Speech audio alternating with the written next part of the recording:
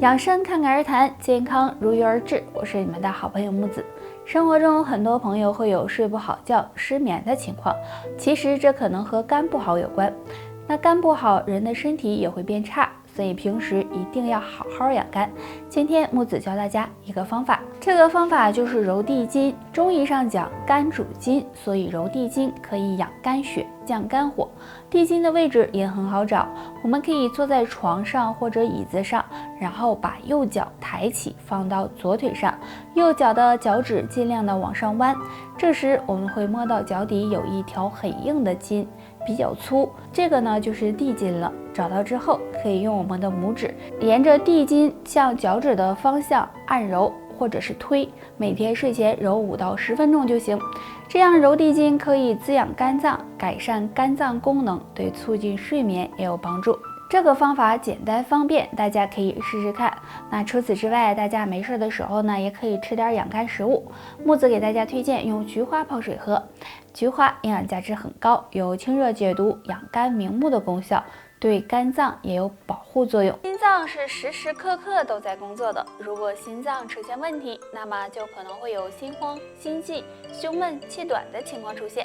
那我们应该如何养心呢？今天木子教大家一个动作。这个动作很简单，就是将手握成空心掌，然后从上到下拍打手臂的内侧，每次拍打3到5分钟，直到手臂微微发酸发热为止。左右2条手臂要交替的进行，因为我们手臂内侧有手厥阴心包经和手少阴心经，经常这样拍打可以帮助疏通经络，达到舒缓情志、养心护心的作用，同时还能够减轻心慌、胸闷的症状。这样拍打完之后，可以重点的按一下内关穴，在手腕上腕横纹上2寸3横指宽的地方。内关穴有宁心安神、理气止痛的作用，所以经常的按摩也可以增强心脏功能。那想要保护心脏，除了这个方法外，平时还要多进行体育锻炼，这样能增强心脏功能。还可以喝点桂圆红枣茶，对心脏也。俗话说春养肝，夏养心，夏天是养心的好时候。下面呢教大家一个简单的方法，能帮助养护心脏。这个方法就是拍打手臂，首先将手握成空心掌，然后从肩膀开始，沿着手臂的中线一直拍打到中指指尖的位置，力度适中，左右手各拍打5分钟。这样拍打手臂能够疏通心包经，提升心脏功能，减轻心脏压力，起到非常好的养心护心的作用。经常拍打，心脏也会越来越好，对改善胸闷、手脚无力也有非常好的效果。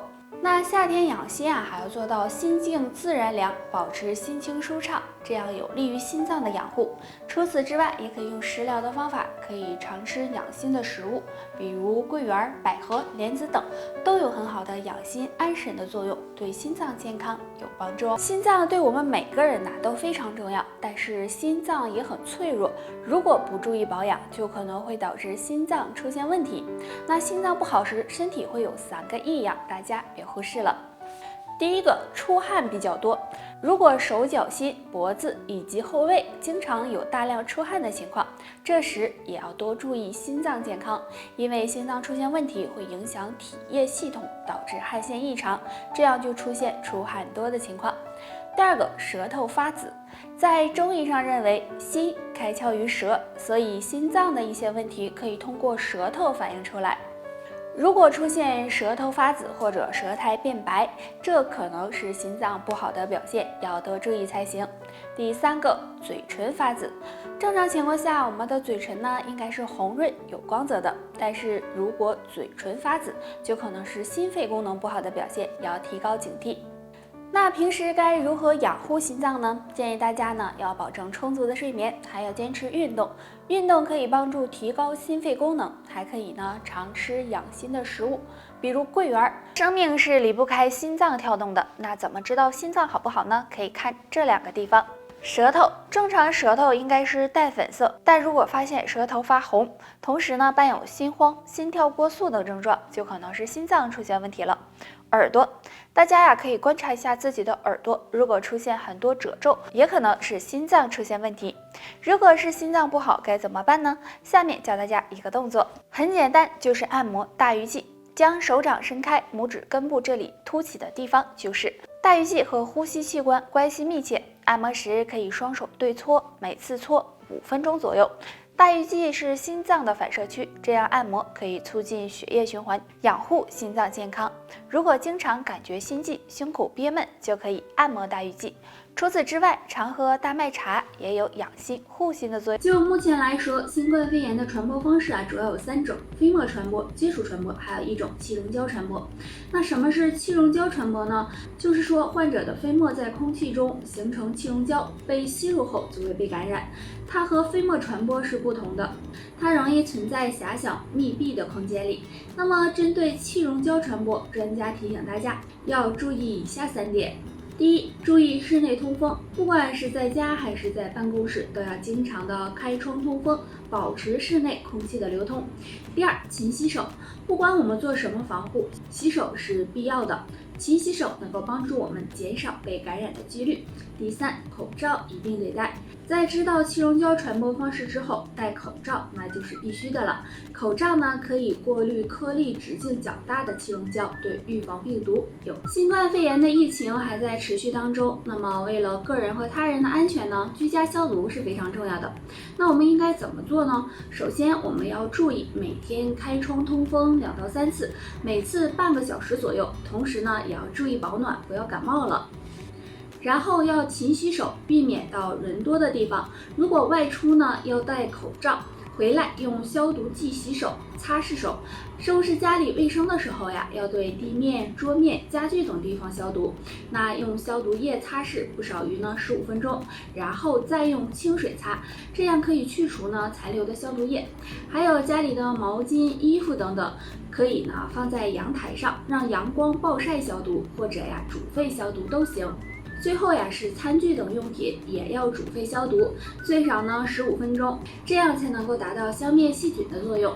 不过要提醒大家的是，如果用完消毒液，一定要记得开窗通风。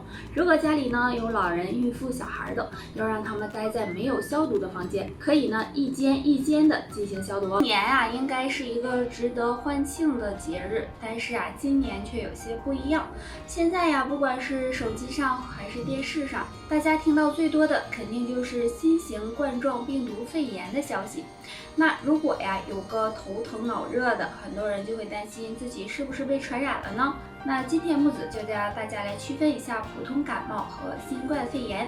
首先，如果是普通感冒的话，主要的表现是鼻咽部上呼吸道症状，比如鼻塞、流鼻涕、打喷嚏。那咳嗽一般都是湿咳。那如果发烧的话，那经过服药之后就会有所改善。而新型冠状病毒肺炎的人呢，会有发烧、干咳的情况。发烧一般是在37.3度到39度之间。除此之外呢，还会有身体乏力、肌肉酸痛以及腹痛腹泻的情况。严重的还会出现呼吸困难、胸闷气短，所以大家要多注意才行。那大家呢要正确的区分，千万不要出现恐慌。平时呢要做好预防工作，少出门、少聚会，多通风、多消毒，经常洗手。出门记得戴口罩，这样呢既对自己负责，也对他人负责哦。新型冠状病毒肺炎传染性是很强的，所以很多人都害怕。其实生活中有一些人是不易被传染的，那是哪些人呢？下面我们来看看吧。第一个，安全意识强的人。那现在这个特殊时期我们还是会发现很多人出门不戴口罩，也不注意消毒和洗手。那这样的坏习惯就会给病毒可乘之机哦。但如果你少出门戴口罩、勤洗手、常消毒、多开窗通风，这样也不会让新冠病毒找上你哦。第二个，免疫力强的人。那我们会发现如果自身免疫力强的话，平时也会少生病。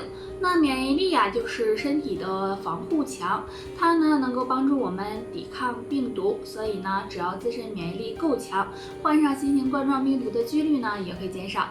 第三个就是不喜欢抽烟喝酒的人。